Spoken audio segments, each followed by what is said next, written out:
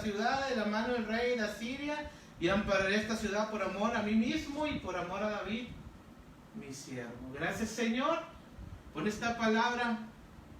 Que esta palabra sea de bendición para tu iglesia, para tu pueblo.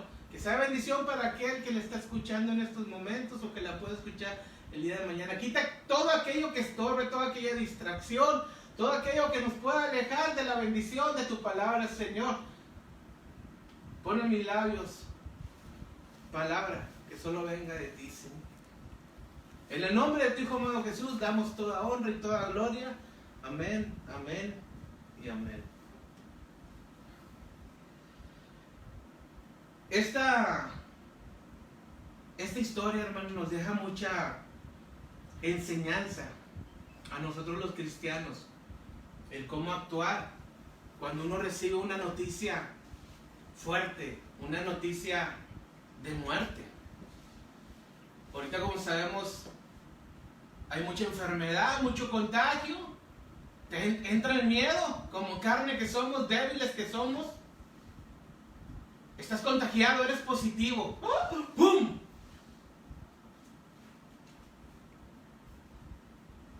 Se te acaba el mundo. Se nos acaba el mundo, hermano. Porque yo me pongo ahí. Y esta historia del rey Ezequías nos enseña como cristianos lo que debemos de hacer. Vamos a hablar un poquito del rey Ezequías. ¿Quién era el rey Ezequías? Si nos fijamos en la palabra, dice: hagan memoria de que yo he andado delante de ti en verdad y con íntegro corazón. ¿Por qué decía Ezequías eso? El rey Ezequías era hijo del rey Acaz. El rey Acaz era un rey que estuvo muy mal delante de Dios. Quitó la iglesia de Dios y puso a muchos falsos ídolos. Les hizo altares. Hizo que la gente dejara de ir a la iglesia de Dios. Y él les puso otro tipo de altares para que adoraran otros dioses. El rey Acaz estuvo muy mal delante de los ojos de Dios. Pero cuando entra el rey Ezequías a gobernar, a ser rey, a él se le hizo por eso un rey reformista. ¿Por qué reformista, hermano? Que viene la palabra reforma. Que son aquellos que entran y hacen cambios, modifican casos, modifican leyes, pero para beneficio, para mejorar. O sea, que lo que estaba, él viene, lo cambia y lo mejora. Eso es los reyes reformistas. Y Ezequías es uno de esos reyes que se les dice así en los tiempos. En aquellos tiempos, ¿verdad? ¿Qué hizo Ezequías? Ezequías, inmediatamente cuando entró como rey, lo primero que hizo fue abrir nuevamente la iglesia. ¿Y qué hizo? Activó la adoración al Dios verdadero. Quitó todas esas iglesias de falsos dioses, las hizo a un lado y abrió la iglesia para que la gente nuevamente volviera a los pies de Dios. Y es algo grande como rey, porque él conocía del Dios. Él conocía del Dios del pueblo de Israel. Y él actuó haciendo agradable a los ojos de Dios. ¿Qué más hizo? Dios le había dicho a Moisés que generación tras generación la celebración de la Pascua tenía que celebrarse. Era una ordenanza de Dios para el pueblo de Israel. Y este rey lo había quitado. El rey Acaz la había hecho a un lado. Y el rey Ezequías la había activado. Había hecho que el pueblo otra vez celebrara. Y más que nada que fueran obedientes a la palabra de Dios, a lo que Dios les había pedido desde el tiempo de Moisés. Que esto lo celebraran constantemente de generación en generación. Significa que siempre tienen que hacerlo. ¿Por qué? Porque la Pascua, ¿qué significaba, hermano? La liberación del pueblo de Israel de la esclavitud de Egipto, que estuvieron más de 400 años, o sea, en esclavitud. Claro que era algo digno de recordar porque habían visto la mano de Dios, usando como instrumento a su siervo, Moisés. Y Ezequías sabía que habló de las ofrendas, las bendiciones que tienes tú al diezmar, porque es bíblico, es doctrina de Dios. Le recordó al pueblo: hey, ¿quieres bendición? Acuérdate que tienes que ofrendar a la iglesia. Acuérdate que tienes que dar tus diezmos. O sea, el rey Ezequías hizo muchos cambios, activó nuevamente la iglesia, la Pascua, las ofrendas, los diezmos. Y Dios estaba con él. Dios estaba con él, pero imagínense, ¡pum! Llega el profeta Isaías. Ezequías me imaginó, oye, te busca el profeta Isaías. Sabe que viene de parte de Dios. ¿Qué me va a decir, va? Pues uno espera buenas, nunca esperas malas, ¿no? Yo les voy a decir, hermano, que cuando yo me hice el examen del PCR, de lo del COVID, pues yo estaba muy tranquilo. Tenía, gracias a Dios, pues conozco mucho doctor y me hablaban y me decían que los síntomas, que no eran graves, que no eran parte de... Y pues, estabas poniendo confianza, pues en el mundo, hermano. Ya tenía mi tratamiento de medicamento, decía yo no me va a pasar nada, y si me pasa, pues con medicamento, pues olvidamos que la primera oración a quien tú tienes que hacer, o el primer acercamiento es a Dios. Y ahorita lo vamos a ver con Ezequías. Pues imagínense, llega el profeta Isaías y le dice a Ezequías, ordena tu casa, porque morirás y no vivirás. ¡Pum! Roberto César Plata, usted es positivo. ¡Pum! ¿Qué nos muestra aquí la enseñanza? ¿Qué hizo el rey Ezequías? Dice la palabra que entonces él volvió su rostro a la pared, así como le dijo el profeta Isaías. Ordena tu casa, porque morirás y no vivirás. Él no detuvo a Isaías. ¿Por qué, profeta? ¿Por qué voy a morir? No. Pero si yo soy bueno, yo tengo buenas obras. Profeta Isaías, ¿no se habrá equivocado? No, él no hizo eso. ¿Qué hizo él? Dice que volvió su rostro hacia la pared y oró a Jehová. Y es lo que nosotros tenemos que hacer como cristianos, hermano, cuando estamos en momentos de angustia, cuando estamos en momentos de prueba, cuando estamos en problemas, cuando estamos en aflicciones. Lo que tenemos que hacer es volver nuestro rostro hacia Jehová, hacia Dios, y hablar con Él. Muchas veces, como me pasó a mí, ponemos nuestras esperanzas en los médicos que tenemos a un lado. Ay, tengo 2 infectólogos especialistas y aparte tengo 2 internistas y uno de urgencia, y le puedo hablar también a esta doctora que es de tal, y este doctor es tal y conoce tal, y ya tengo todos los medicamentos, batallé mucho. O sea que el COVID no me va a hacer nada. ¿Por qué? Porque tu confianza estaba puesta en esto, en lo de aquí, en lo del mundo, en lo que te está rodeando. Y eso no puede ser, no puede pasar en un cristiano. Un cristiano lo que tenemos que hacer es inclinar nuestro rostro y clamarle a Dios de corazón: Señor, estoy pasando por esta situación, pero sé que tú estás conmigo. Y eso fue lo que hizo Ezequías. Dice que lloró y le clamó a Dios, diciendo: he andado delante de ti en verdad y con íntegro corazón, y he hecho las cosas que te agradan. Dice la palabra que Ezequías lloró. Y se iba saliendo el profeta Isaías, y dice la palabra que antes que saliese, vino palabra de Jehová a Isaías diciendo: vuelve y di a Ezequías, príncipe de mi pueblo, así dice Jehová, el Dios de David: he oído tu oración. Yo he escuchado tu oración, dice Jehová, y he visto tus lágrimas. He aquí que yo te sano. He aquí que yo te sano. Dice la palabra que le dio 15 años más de vida al rey Ezequiel. ¿Y qué nos deja esta enseñanza? Primero, el saber que cuando hay una aflicción, cuando hay un problema, nuestro primer acercamiento tiene que ser a Dios. Sí, todo lo que Dios ha puesto aquí en la tierra, medicamentos, médicos especializados, claro que son de grande ayuda, lo necesitamos. Pero nuestro primer acercamiento tiene que ser pedirle a Dios que Él esté con nosotros. Y el segundo, hermano, saber la importancia que tiene una oración para Dios. Aquí vemos que le dice Jehová, he escuchado tu oración. Yo he escuchado tu oración, Ezequías. Si Ezequías se hubiera puesto a alegarle, ¿por qué Isaías? Otros reyes son peores que yo. Otros reyes ni siquiera abrieron la... No, él no se puso a juzgar ni se puso a ver a otra gente. Él puso su corazón en quien lo debe poner, en Dios. Volvió su rostro y se puso a pedirle a Él, al Dios del imposible, al Dios que todo lo puede. Él sabía que Él iba a escuchar su oración. Por eso lo primero que hizo Él fue inclinar su rostro y pedirle a Dios que estuviera con Él. Y Dios le respondió. Dios le respondió, hermano. ¿Qué nos enseña esto?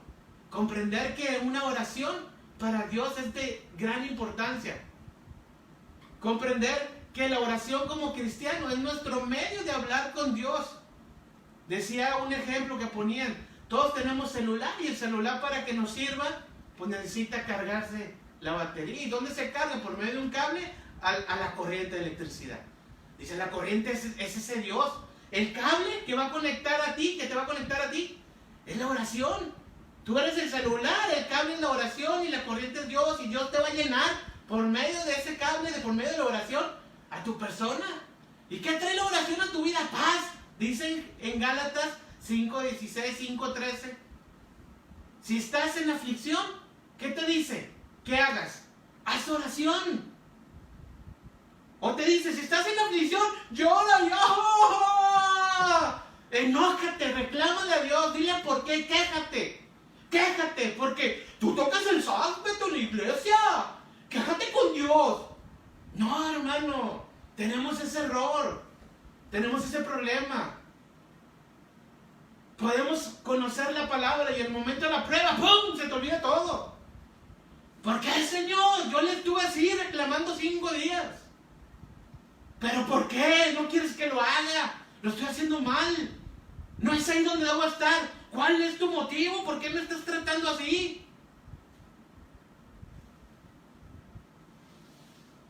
¿Y usted cree que le agradaba a Dios eso?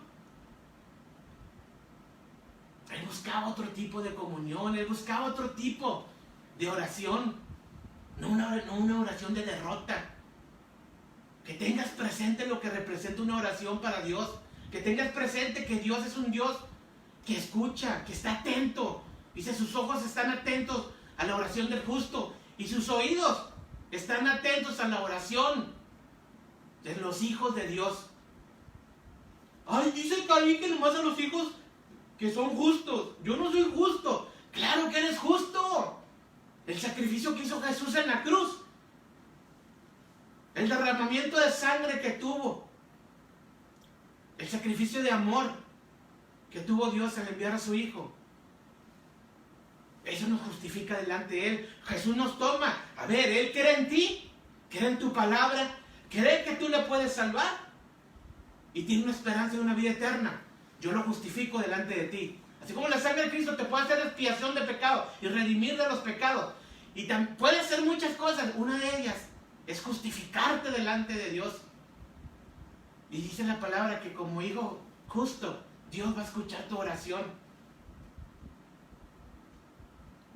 En Gálatas 5:16 dice que la oración del justo es poderosa y es efectiva. Fíjense, hermano, el poder que tenemos en la oración, y muchas veces no lo podemos o no sabemos utilizarlo. Dice, vamos a hablar un poquito más de la oración así rápido. ¿Por qué no lo sabemos utilizar? Porque dice la palabra que no pedimos bien. Pero también dice la palabra que hay algo que se llama Espíritu Santo, hermano, que mora en nosotros al aceptar a Dios como Rey de Reyes, que nos ayuda a hacer la voluntad de nuestro Dios Padre. También te dice la palabra que sin fe es imposible agradar a Dios. Tenemos que tener fe cuando pedimos, cuando nos oramos, cuando nos inclinamos nuestro rostro para pedirle, que tenemos que tener fe. Y dice también, hazlo sin dudar. No seas como una ola de mar que va de un lado a otro sin saber a dónde vas.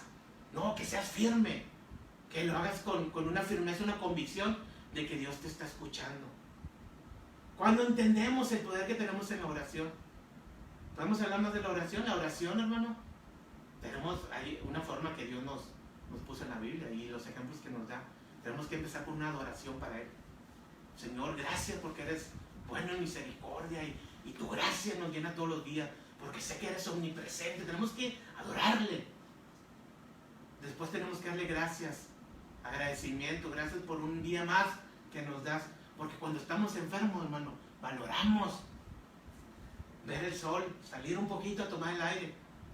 Valoramos hasta la comida porque te deja sin apetito, hermano. Y lo peor, que te quita todo olfato, todo para... No pruebas nada. Y dices tú, empieza a valorar las cosas con algo tan simple, hermano. Una enfermedad, algo tan simple. Vemos la necesidad que tenemos de Dios en nuestra vida. Empezamos con una exaltación, una adoración, y luego seguimos con un agradecimiento, y luego hacemos nuestra petición. Hoy, Señor, te quiero pedir por tal. Y terminas con una intercesión, y también te pido por tal, para no ser egoístas, hermano. Entonces, si tomamos esas 4 bases: adoración, agradecimiento, petición e intercesión, hermano, estamos cumpliendo con un formato que Dios nos pone en la Biblia para acercarnos a Él, sabiendo y haciéndolo en el nombre de Jesús, porque es el único intermediario entre Dios y los hombres. Dirigirnos a nuestro Dios Padre, pero por medio de su Hijo Jesús. Y estamos, pues no se dice como cumplir, hermano, porque realmente la oración, cuando te sale del corazón, la puedes hacer como tú quieras, o sea, como sientas y en esos momentos. Pero Dios nos da una base para hacerlo como cristianos. Y como cristianos que leemos de leer la Biblia, pues tenemos que tener esa base, o sea, tenemos que tener ese conocimiento de cómo hacerlo para ser más agradables a Él. Entonces ya escuchamos, hermano, que Dios escucha la oración de su pueblo. Sabemos que la oración es la comunión entre el hombre y Dios. Es la forma de estar comunicados con Él. Es la forma de tener esa relación que nos va a hacer crecer como personas. ¿Por qué? Porque al saber que Dios está cerca de nosotros, pues nos va a dar una paz. Por eso, ¿por qué la oración te da paz? Hermano, no sé si les ha tocado. Yo me acuerdo una ocasión, estaba yo en la casa de Eduardo, mi cuñado, y había una necesidad fuerte, estábamos orando, y pues son de esas veces que no pones tiempo, estás orando, pidiéndole a Dios, pero en el mismo momento yo levanté la cara y también la levantó él, y me dice, ya. Y yo le digo, sí, yo también sentí. Porque sientes cuando Dios te contesta. Y nos paramos y en eso recibimos la llamada, hermanos. Oye, ¿qué tal y tal y tal? Pero fíjate cómo Dios te responde. Y aún así, hermano, habíamos visto, pues Elías, hermano, cómo le respondió Dios ante los profetas. A los 450 los consumió fuego. Y aún así una mujer lo amenazó y él huyó. Corre. ¡Ay, quítame la vida! Yo ya no quiero vivir, no soy mejor que mis padres. Siendo un siervo de Dios. Por eso, hermanos, a veces no tenemos que sentirnos mal cuando la carne la debilidad nos gana. Pero siempre y cuando reaccionemos a tiempo. Siempre y cuando reaccionemos a tiempo y digamos, perdón, Señor, o sea, estaba en un error. Estoy en tus manos. Esta situación se había salido de mis manos, ya no sabía qué hacer. Y Dios muestra su gracia en medio de nuestras debilidades. Y ahí es cuando presenta su poder, y es cuando vemos su poder y su gloria. Y es cuando decimos, mira cuánto tiempo perdí. Pero es parte de una enseñanza que Dios quiere que tú pases por ahí. ¿Para qué? Porque sabe lo que necesitas. Pero ¿qué nos deja, hermano? Yo quiero terminar con unos ejemplos de siervos de Dios que estuvieron en circunstancias de crisis, de problemas, y ellos cómo actuaron. ¿Para qué? Para tomarlo como base en nuestras vidas y saber cómo acercarnos a Dios en la oración. Tener ese ejemplo que es bíblico por medio de siervos de Él, y el cual fueron respondidas sus oraciones. Por eso es importante conocer cómo orar en tiempos de crisis, cómo orar en tiempos de aflicción. Sabemos que hay muchas promesas de Dios, pero estos siervos en sus tiempos no conocían esta promesa. Ahorita podemos decir, dice la palabra, echa sobre mí toda aflicción, yo voy a cuidar de ti. La palabra dice, yo soy Dios de toda carne, ¿acaso hay algo que sea imposible para mí? Y todas esas promesas para uno como cristiano, que las debe tener muy presente. Invócame, háblame en el día de tu angustia, yo te voy a responder, tú me vas a honrar. Todos esos versículos que hay, hermanos, hay mucho. Clama a mí y yo te voy a responder, dice su palabra. Nos recuerda que Dios siempre está atento. Nos recuerda que Dios no es indiferente a nuestras oraciones, pero que no le agrada cuando tomamos nuestras oraciones con otra línea, con otro rumbo de queja. ¿Por qué, Señor? ¿Y por qué, Señor? ¿Y por qué, Señor? Y ves que sigue creciendo, y ves que sigue creciendo, y no cambia la situación. Al contrario, ahora está enferma tu esposa, ahora tus hijos también están en cama. ¿Pero por qué, Dios, sigues terco, necio? ¿Por qué me haces esto? ¿Por qué? Y son tiempos, hermanos, que perdemos por no reconocer y a veces por ignorantes, hermanos. Y no ignorantes, yo estoy seguro que los versículos que acabo de mencionar, usted también los conoce. Y que sabe que la oración es la línea directa para Dios. Y sabe que la oración del justo dice, todo lo que pidas en mi nombre, yo lo haré, te dice Jesús. O sea, tenemos tantos versículos, pero en ese momento, ¡pum!, blanco, blanco, blanco. 10, 20 años. Por cierto, hermano, yo quiero dar gracias a Dios porque hoy agosto cumplo 7 años de bautizar, hermano. 2014 en agosto, ¿verdad? Y pues doy gracias a Dios también, hermano, haciendo una pausa. También doy gracias a Dios porque cumplo con mi amada esposa el día de hoy 17 años, 17 aniversario, hermano. Toda una bendición, todo un aguante de mi amada esposa, pero gracias a Dios con bien y con una hermosa familia. Y yo quería otro hijo, pero mi amada esposa ya no quiso. Pero doy gracias a Dios por estas dos bendiciones grandes que puso en mi vida este día. Y por la bendición de estar aquí compartiendo su palabra. Vamos a hablar en tiempos de crisis como lo hizo su siervo Abraham. ¿Cómo lo hizo su siervo Abraham? Si nos vamos a Génesis, hermano. En Génesis 18 dice la palabra de Dios que Dios le dijo a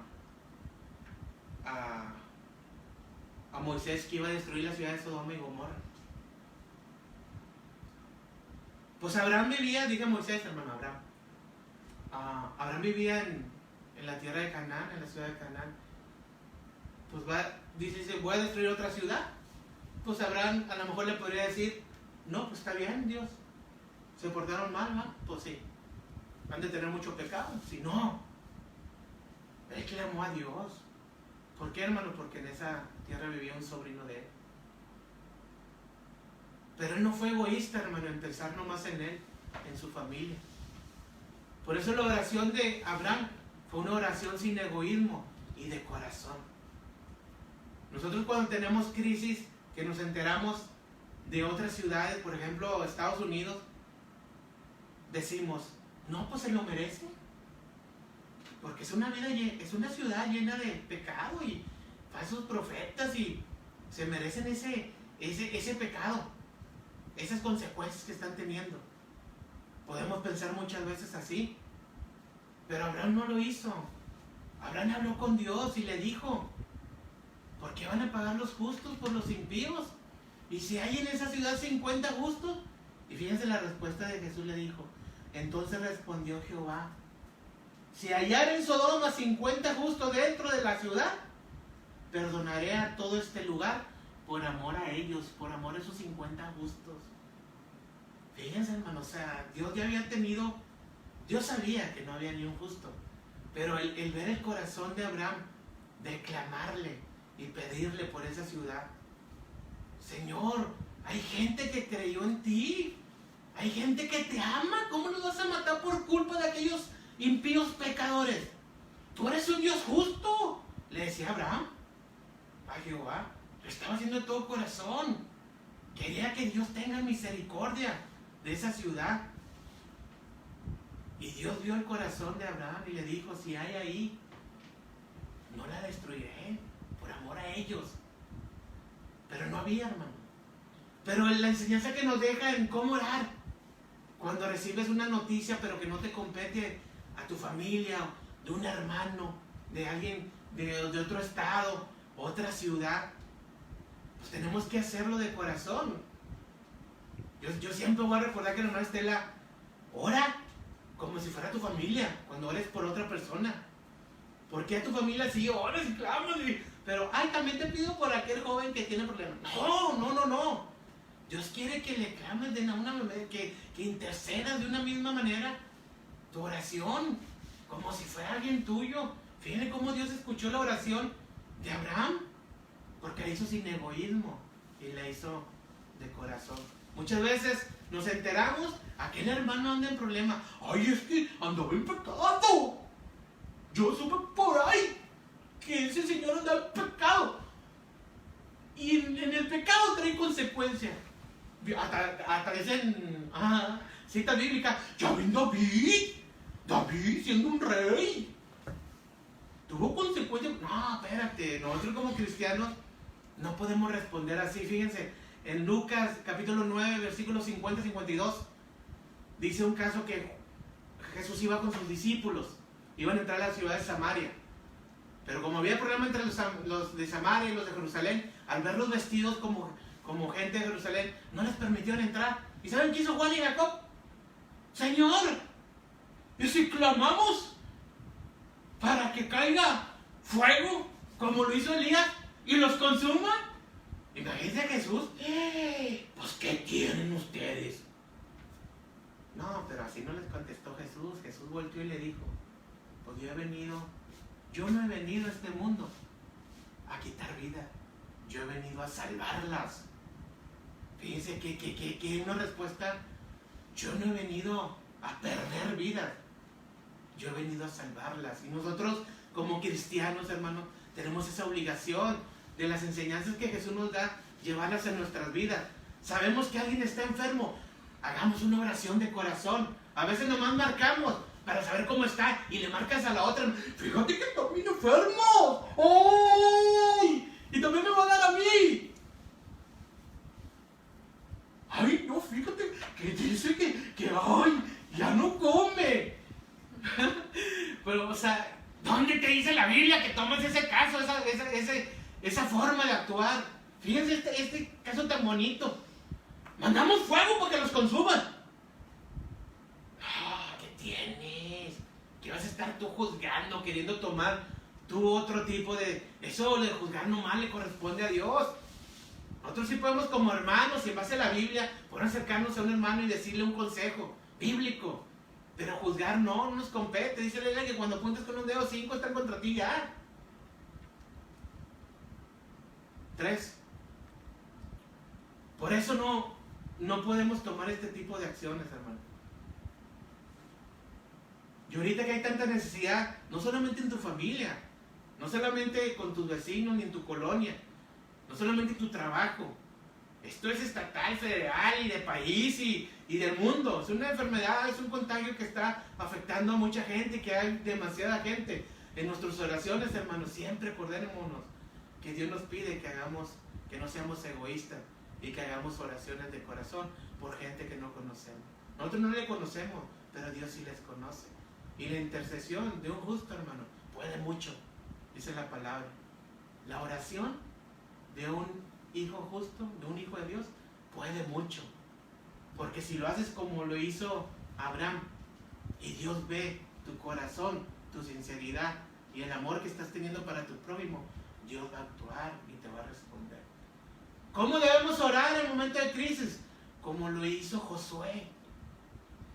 Dice su palabra en Josué 10, hermanos, si lo quieren leer después. Estoy tratando de no leer mucho porque sería más bonito, pero los tiempos, hermano, o sea, pero le estoy dando las citas para que lo lea. Génesis, lo de Abraham es Génesis 18, Josué, vamos a ver Josué 10. El pueblo de Israel estaba en medio de una batalla contra los amorreos. Y estaban peleando. Y en medio de esa pelea, de esa batalla, dice que Josué se levantó, hermano. Yo lo imagino. Un hombre de grande fe. Porque esto nomás no puede ser un hombre de fe. Señor, detén el sol en Gabaón y la luna en el valle de Jalón. Si había por ahí otros rivales, hermano, cerca de Josué, cuando levantó esa oración y clamó a Dios: sol, detente en Gabaón, y tú, luna, en el valle de Jalón. Con una fe, sin dudar, con una firmeza, con una convicción. Y me dicen los enemigos: ¿y este loco? Sol, detente. Pues ¿qué le pasa? ¿Está loco? ¿Qué tiene?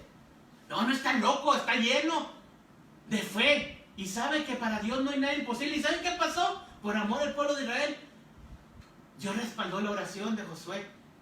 Y la luna y el sol pararon por un día, hermano. ¿Y para qué necesitaba ese tiempo Josué? Porque Dios le había dicho que él iba a derrotar a su enemigo.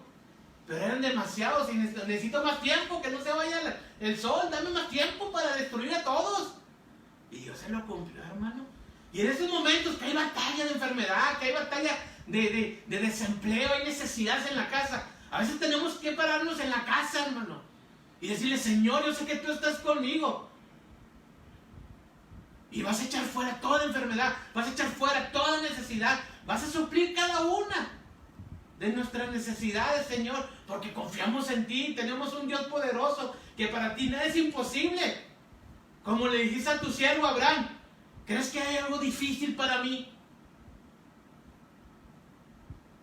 No hay nada difícil, pero nos falta fe. Nos falta fe para creer en ese Dios que todo lo puede, en ese Dios que creó los cielos, la tierra, que creó los animales, las plantas. Necesitamos creer en fe y saber que nuestra oración es escuchada por Dios. Vamos juntando todo desde un inicio, hermano. Y al final hacemos un complemento. ¿Cómo tenemos que pedirle a Dios? ¿Cómo tenemos que pedirle a Dios en estos tiempos de crisis? Y ahora voy a dar el ejemplo de Daniel. Daniel sabía que el profeta Ezequías había profetizado que el pueblo de Israel iba a pasar por 70 años de cautividad. Que el pueblo de Babilonia los iba a tener en cautivos, esclavos, hermano. Y ya estaban cumpliendo esos 70 años. Pero Daniel veía mucho pecado entre la gente. Veía que no estaban buscando de Dios. ¿Y qué hizo Daniel al ver esta crisis? Pues claro que es crisis, porque pues estás viendo que Dios había profetizado algo y estás viendo que a tu pueblo no le está importando, que está en la crisis por medio, y ves que la iglesia pues le vale. No se conectan, y si se conectan la quitan al minuto, y si se conectan están haciendo otras cosas, pero no hay ese acercamiento a Dios, a pesar de que estamos en los últimos tiempos, a pesar de que están viendo que las cosas que están pasando no son normales. Y como cristianos tenemos que estar siempre atentos, hermano, a todo lo que está pasando. Daniel en ese momento lo estaba. ¿Y cómo oró a Dios? Oró pidiéndole perdón. Le pidió perdón por él y por todo el pueblo de Israel, porque sabía que estaban en pecado. ¿Y qué le pedía a Dios? Jehová, ten misericordia de nosotros. Entonces Daniel, ¿qué hizo? Aceptó su pecado. A veces estamos en esas necesidades, dificultades, y no queremos aceptar que a pesar de que sí puedes hacer algo bien, pero también tienes cosas malas, que también tienes que reconocer y confesar. Dice que si tú confiesas tu pecado y te apartas de él, Dios tiene misericordia y perdonará, y te perdonará, alcanzarás misericordia. Pero tenemos que confesar, hermano. Una de las cosas que nos hace la falta o sea, que nos hace enemigos de la oración, pues es la falta de fe. También el tener pecados escondidos, hermano. O sea, la falta de fe es no creer en lo que Dios nos promete en su palabra. Su palabra dice que Él va a estar con nosotros. Yo voy delante de ti, no te voy a dejar, no te voy a desamparar. Está tranquilo. Yo estoy a tu lado. No creemos. Esa es una falta de fe. Que a pesar de que conozcamos su palabra, no la llevemos en nuestras vidas. La falta de perdón. El tener problemas con nuestros hermanos, con nuestro prójimo, en la misma familia. Todo eso te aleja. ¿Qué más, hermano? Corazón duro. Y a pesar de que sabes que tienes que tener un amor a tu prójimo y que tienes que aceptarlos tal como son, tu corazón es duro. No me agrada esa persona. Y no quiero que se acerque a mí. Porque el corazón lo tienes duro. Y en un corazón duro Dios no puede entrar. Es como esa enseñanza de las semillas que fueron plantadas. A veces en rocas. ¿Por qué? Porque es duro. Y nunca va a crecer, nunca va a dar fruto. Entonces, hermano, todos esos obstáculos que tenemos en la oración, tenemos que hacerlos a un lado. Pedirle perdón como lo hizo Daniel por su pueblo. Aceptar nuestros pecados y pedirle a Dios misericordia. Fíjese, hermano, le platico algo que yo tenía 4 o 5 días, no, más 7 días, y yo estaba en una etapa ya así de cama, ¿no? Completo. Pero yo no sabía, tenía 2 días sin bañarme. Y entró mi madre esposa al cuarto y me dice, dame tus tarjetas, dime a qué hospital te voy a llevar. Y yo le digo, ¿pero por qué va? O sea, dice, porque ya te ves bien mal, Beto. Ya te ves bien mal. ¿Por qué, hermano? Porque yo sí le voy a confesar algo. A veces como cristianos el primer problema que tenemos con la enfermedad no es el físico, es el espiritual. Y tenemos que aceptarlo. El primer problema, el primer obstáculo que tenemos para nuestra sanación es lo espiritual. Después viene lo mental y después viene lo físico. Yo estaba en lo físico, ya yo estaba mal y no me había dado cuenta. Y mi esposa entra con eso y me dice, ayúdame, o sea, yo también me siento mal. Ella también estaba infectada, mis hijos también estaban contagiados. Y es como, pues, yo me acuerdo que ya era tarde, eran como las 2, 3 de la mañana. Y yo me acuerdo que doblé rodilla y pedí perdón, porque mi oración no estaba siendo la adecuada, no estaba siendo la que Dios quiere bajo su voluntad. Señor, perdóname, ten misericordia de mí y de mi familia.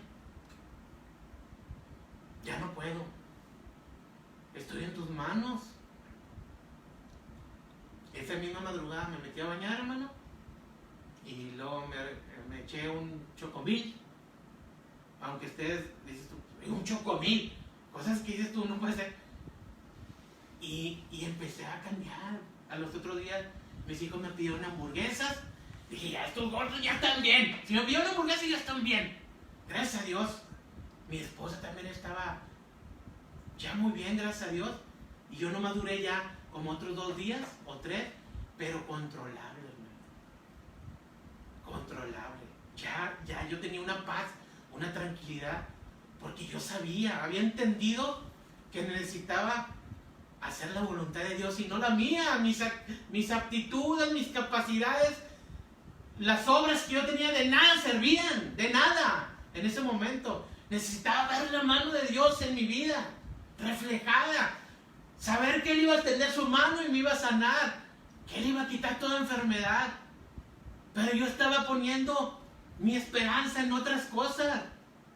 Me sentía tranquilo, seguro, porque tenía todo un staff de médicos y un hospital esperándome. ¿Y eso qué, hombre? ¿De qué te sirvió nada? Estabas ahí enfermo, tirado en la cama, sin poder hacer nada, porque te quita todas las fuerzas. Pero Dios escuchó mi oración, hermano. Y es lo que queremos aprender hoy. Que Dios escucha tu oración. Que la oración es poderosa, es efectiva. Que Dios está atento a las oraciones de su pueblo. Que nunca va a ser indiferente. Tenemos que aprender a orar en momentos de necesidad, como lo hizo el profeta Abraham. Hacerlo sin egoísmo y de corazón, hacia toda la gente, sin juzgar. Si hay una necesidad de alguien, haz oración. Si estás en aflicción, haz oración. Hacerlo con fe, como lo hizo su siervo Josué. Señor, quita de aquí toda enfermedad, Señor. Estoy en tus manos. Y hacerlo pidiéndole perdón por nuestros pecados. Como decía la hermana Berta, por la salvación de mi alma y el perdón de mis pecados. Es una frase bien tan importante para el cristiano. Que a veces la escuchaba a la hermana Berta decir, dice, ay hermana, otra vez. No, pero es algo que tienes que estarlo constantemente diciendo y escuchándolo. Porque gracias a Dios tenemos esa salvación. Y gracias a Él todos los días pecamos. Y si alguien nos puede perdonar es Él. Él es el único Dios. Él es el único que nos puede hacer este tipo de restauración en nuestras vidas. Pero cuando lo hace bien, hermano. Y al 100%. Y sientes esa paz, esa tranquilidad. Y es tu gracias, Señor, porque ya siento tu presencia en mí. Gracias, Señor, porque ahora puedo decir que tú estás conmigo. Porque separado de ti nada estaba haciendo bien. Gracias, Señor. Qué bonita enseñanza. De que la oración, Dios la escucha y te responde. De que tenemos grandes promesas en su palabra. Versículos que tenemos que tener en nuestras vidas y recordarnos en esos momentos de necesidad. No tener miedo, porque vamos a saber que Dios está con nosotros. No tener angustia, porque Él te dice que echemos todas nuestras angustias, aflicciones sobre Él, porque Él va a cuidar de nosotros.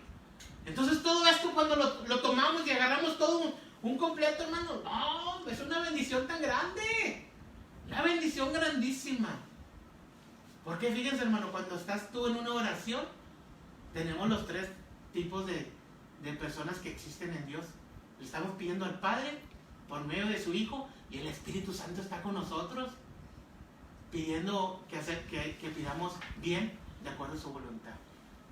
Grande y maravilloso es nuestro Dios, soberano de todas las cosas, que siempre tiene el control. Y como me dijo mi hermana Estela, la última palabra no la tiene el virus, hermano. La última palabra la tiene Dios. Así que confía en Dios y Dios le va a sanar. Vamos a ponernos de pie, iba a decir, hermano. Vamos a pasar a mis hijos. Les voy a pedir que cantemos una alabanza de adoración para nuestro Dios, porque Él es bueno, hermano. ¿Quién dice amén? ¿Dios es bueno, hermano? Amén. Amén, amén, hermano. Dios es bueno y estamos muy agradecidos con Él, como familia, como personalmente. Y pues lo único que podemos hacer es adorarle, amarle de corazón.